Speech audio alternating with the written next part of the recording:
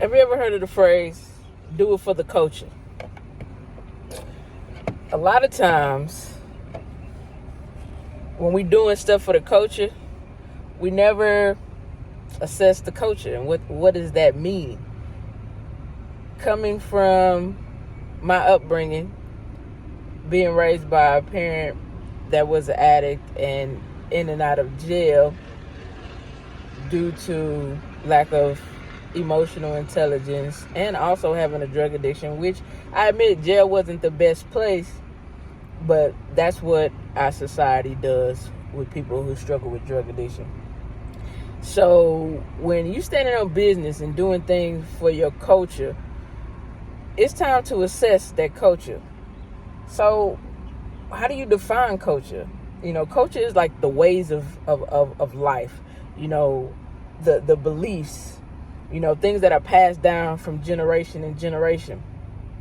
And I remember this old story about a lady that used to make, I think it was like a roast or something like that, and she would cut the ends off the roast and cook it, every season, a holiday for a family.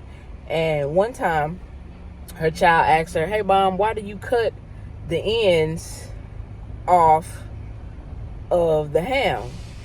And she was like, "I don't really know. My mom used to do it, my grandmother used to do it, and her mom used to do it."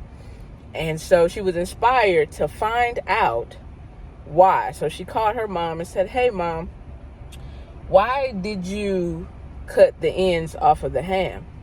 And she replies to her daughter and says, "Well, back in the day, when my mom's mom, when we used to cook, the ham used to not be big enough to fit in the oven, so she would cut the ends off so that it would fit."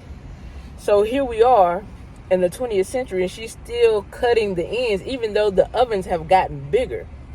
So at this point in time, when you're on your journey from failing to phenomenal, and you're trying to overcome obstacles, and you're trying to get out of survival mode, think about what culture you're doing it from. I mean, it's unfortunate. No shade, no tea.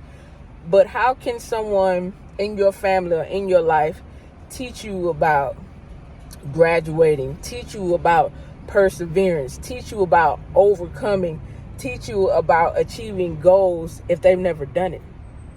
So when you do it for the culture, you have to define the culture. And this is where we're at. You have to define your own culture, your own ways and actions and beliefs, and your own traditions to pass down to your kids, which is about achieving, overcoming, finding out who you are, sharing your gifts and talents with the world.